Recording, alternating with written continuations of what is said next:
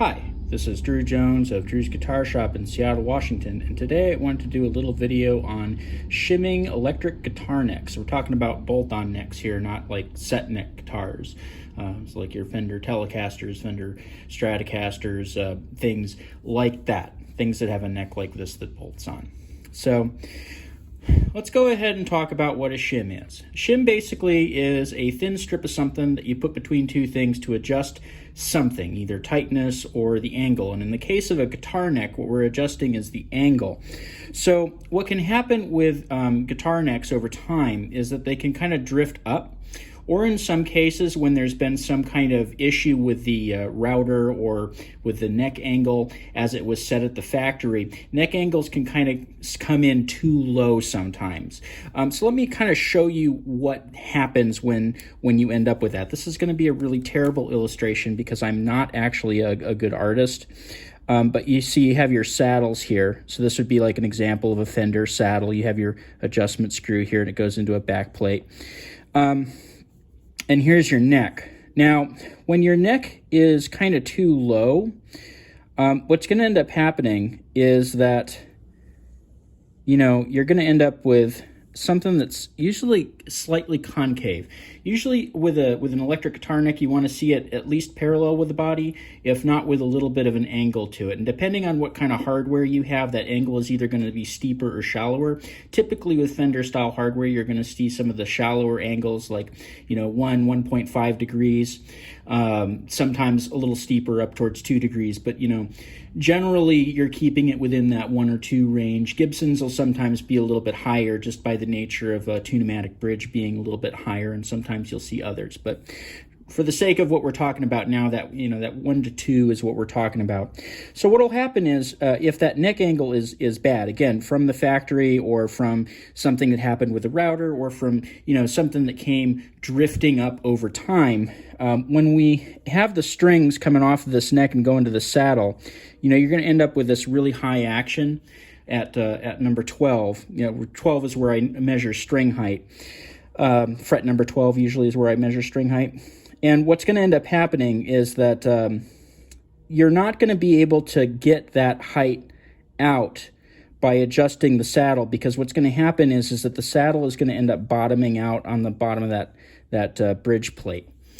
And at that point, you got nowhere else to go but up from here. And you don't want to go further up. You want to go down.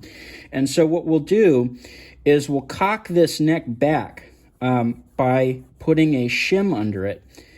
So that shim is going to raise that neck angle something like this, right? So that you have a little bit less of a space here. It's kind of like a little bit the same kind of principle as doing a neck reset on a acoustic guitar. I'll go ahead and put a link in the description because I have a long video talking about like what acoustic guitars are good candidates for neck resets. But it's the same kind of thing. Basically, you want to go from kind of this sort of shape to this sort of shape, because what you have up here is your saddle. And you want to make sure that this is kind of more of a parallel line, right? Again, these are kind of bad illustrations, and I really hope that I'm getting across here that it's really that neck angle that we're changing. Because what I see it talked about in a lot of guitar forums is people asking questions like, well, are my saddles too high? Basically kind of gauging whether or not they want to shim their neck off of the height of a saddle, or something that isn't necessarily associated with all of these things taken into consideration. Because when you look at that action, what you really want to consider is whether the nut is too high, what the neck relief is doing, and where the saddle is. And if all of those 3 points are kind of where they should be, or in the case of the saddle where you can't lower it anymore, and you still have that high action, well, you've got to do something with that neck tilt. And in order to adjust that neck tilt, we're gonna be talking shims. Now, some of you may be pointing out that on some Fender guitars and on some other bolt-on guitars, there will be a little screw adjustment in the bottom plate that's called like a tilt adjustment or something along those lines. And I'm going to kind of get into why I would recommend against using that. But first of all, we're going to go ahead and talk about the different kinds of shims that you're typically going to see and why I would prefer one over the other. So a shim, again, is basically going to tilt that angle. Now, what I see a lot of times is something kind of along the lines of this, which is like what I would call a slip shim. So this is just like a hunk of a Orca card, debit card, or whatever, gift card, whatever, things you usually cut guitar picks out of, some kind of hard plastic material. You'll put it down here on this end of the bridge pocket to kind of raise this end up and thus tilt the other end back. So what you end up with is a neck pocket that has, so this is the body side that we're drawing here. And by putting this material down here, you've taken this and you've cocked the neck back a little bit. You see what I'm talking about? Otherwise, without that, you'd be coming out more at this angle, right? So this is one way in which I see this done a lot, is that you'll see one of these, again, what I call a slip shim. And it's, again, usually going to be some piece of plastic. It's going to be some piece of, once in a while, I'll see like sandpaper used, credit cards a lot of times, or business cards, matchbook, whatever. All sorts of different materials that I've seen do this. And it certainly will tilt the neck angle back. It will do that for you, but it also creates a problem. And this, incidentally, is the same problem that you get when you adjust using one of those tilt adjustment screws. And I'm going to show you what happens here. Again, we're working with massively exaggerated diagrams here, so bear with me. I'm just kind of trying to, get a sense in your head of kind of what's going on at a much smaller scale here. So again, we're going to draw that body. We're going to draw it much bigger this time because what I'm going to show you is, it's going to require some detail here. So there's our body, and here's our shim.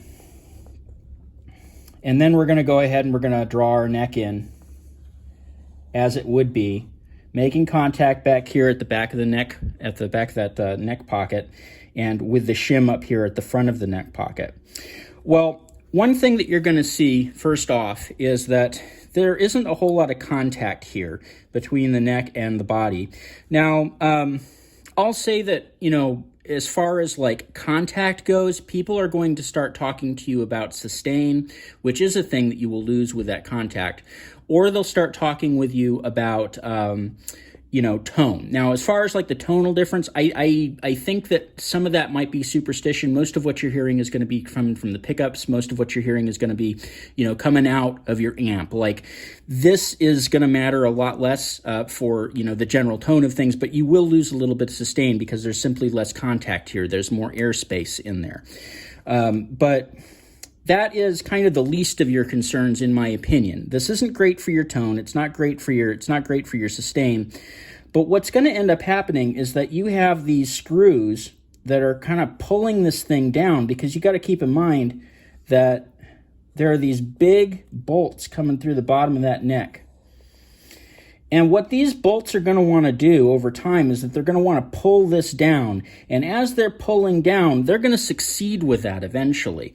Even though this is a pretty thick hunk of maple, this is still a movable piece of wood. And under tension, given time, given enough humidity, heat cycles, and whatnot, it is going to move. And what it's going to do when it's under pressure in this particular fashion is that it's going to go kind of like this. And you're going to end up with this weird sort of concave ski jump thing. And this is really bad for playability, because what ends up happening is that, your frets kind of start climbing up this hill. And as you start fretting down here in this area towards the body joint, you're going to find that you're going to be, not getting those notes anymore. You're going to be rattling on these frets up front, or you're going to be making contact on these frets up front, and you're not going to be getting these notes anymore. It's going to change the shape of that neck. So instead of having this nice, healthy, what we call fall away, normally we want to have the reverse of this, a very, very slight kind of dip in the neck above the body. But what you're going to end up with is the opposite of that, and you're going to end up with this ski jump kind of situation. And that's what happens as a result of something like this going in there and these bolts operating under tension, under time, given the opportunity. And so what can we do? We still need to adjust the neck angle. So, again, somebody will bring up those adjustment screws. The adjustment screws also suffer from the same problem, because even though on the bottom of those necks, if you look at the bottom of that neck, there's going to be this little plate for that screw to ride on. That's still not going to provide enough support to prevent the neck from doing this over time. And so if you end up using that adjustment screw to adjust that tilt, you're going to be ending up with the same sort of ski jump situation, and I would argue that it kind of puts it at more of a risk of doing that quicker, because the tendency with those neck adjustments is that people are kind of working on these neck bolts and that screw at the same time, and there may be some hidden tension there that you're not really aware of until it kind of works its magic and does bad things to the neck. Okay, so what are our options at that point? We can't use the slip shim. We don't want to use that neck tilt adjustment. Well, what do we do? So this is what we do. This is a shim that I just made today for this neck, for this guitar, and it's a shim. It's a full pocket shim. And what you're going to notice looking at this thing is that it has one end that starts kind of bigger and another end that ends out at almost nothing.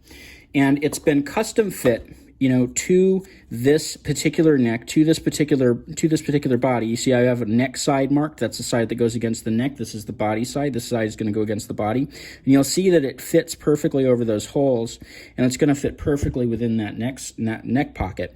Now, the difference between this shim and that other shim and using that screw adjustment is that this provides, first of all, full contact all the way down. So when you put this in, again, we're going to draw our extremely exaggerated thing here. This is going to go in there looking like this. So there's our shim, and here's our neck going over it. And so what you're going to notice is that there's no gap here. This is all shim. This is making contact all the way across, so it's fully supporting that neck. And, it's also providing better contact. So those issues of tone, the issues of sustain, again, sustain being kind of the more pointed, the one I want to kind of make a point of mentioning more than the tone, are going to be not so much a problem with this, because again, you're making full contact all the way through. So this has great transfer of energy from the neck into the body. You got great support, and honestly, it just looks better. Now, this process to make one of these obviously is going to take a lot more effort than just cutting a slip off of like a credit card or something. So this full pocket shim is a more expensive solution. At my shop here, I charge $60 to make one of these, whereas like the slip shim, if somebody really wants me to do that, I'll just pop it in there basically for free during a setup. But again, there are reasons that I would recommend against using those. I definitely wouldn't want to shim up somebody's really nice Fender with a piece of Orca card or a piece of credit card. For those of you not in Seattle, an Orca card is our local transit pass, and it's made out of this nice thick plastic that's particularly good for doing some of this stuff with. I think that I'm going to opt for the nicer and the better solution that saves the guitar's neck in the long term, saves the guitar's tone and sustain. And I'm also going to tell you something too. This is just kind of an anecdote. When I first heard this, when I was first reading up on these full pocket shims, and this was I don't know how many years ago. This was many, many years ago that I was reading about this. And I saw some article by some other luthier about it. And I remember making a comment on there. I was being kind of a smartass. I was just said, you know, that's a really big, thick piece of maple. How is that going to happen? You're not going to bend that. You're not going to bend that huge piece of maple on that neck, and you're not going to reform that thing. That bend, that ski jump thing that you're talking about is not going to happen. That's superstitious. And while I was making that comment, I was also in the process of working on one of my own basses. I have a fretless bass that I got from a dear friend that passed away a number of years ago, and I was kind of refurbishing it and you know, getting it all nice and everything. And I had put a shim under the neck because it needed one. And I did put one of those slip shims in. I put one of those slip shims in, probably made out of, you know, credit card or whatever. And, you know, I took that. I'm not a bass player, and so I don't play it frequently. And so what I did was I played it on a few home recordings, and then I kind of put it away. And then a couple of years down the line, I took it out again to work on some other project. And I noticed immediately when I went to go play it, and again, because it's a fretless, this is so much more pronounced. But as soon as I got down to that body joint region, I was just getting all of this nasty, nasty buzzing. And it was because of the fact that I put that shim in, and it absolutely did warp that neck. It absolutely did. So, you know, if you're sitting there thinking, you know, nah, that can't happen, you know, that's just not going to be a thing, where, you know, bending a piece of wood that thick. No, it happens. It happened to me. And I have since seen a number of guitars come into my shop that have either been a victim of one of these slip shims or been a victim of, you know, somebody using that tilt adjustment on a Fender neck. And so this is absolutely a thing that you should avoid doing on an expensive instrument, on really any instrument in general. It's definitely something that happens. So just in case any of you all out there were kind of doubting me, that is absolutely a thing. Keep it in mind when you're, you know, doing setup stuff, when you're talking about setup stuff with your luthier, your guitar tech. If the topic of shims comes up as a necessary thing in order for you to get the low action, the setup that you want out of the guitar, you definitely want to opt for that full pocket shim. And that, again, is going to be a shim that extends the full length of that pocket, covers that neck and supports it completely, and provides good contact between the neck and the body, and support against that warping that happens over time. So this has been Drew Jones of Drew's Guitar Shop in Seattle, Washington. If you like this video, I have a lot more like it on my channel. Feel free to link those around to friends of yours if you got friends who are into musical instruments. I also have a link to my Patreon and to my Ko-Fi in the description. And if you found this video, you know, particularly helpful and you want to kick me a few bucks, it's very helpful for me to continue making these videos. Also, in that description, you will find a link to my website. On that website, there's a link to my pricing page for repair work and my contact page, as well as a page that I wrote up for folks that want to learn better how to care for their stringed instruments. And if you're here watching this video, I imagine that you have some stringed instruments that you want to care for. So anyway, this has been Drew Jones of Drew's Guitar Shop in Seattle, Washington. Thanks for watching.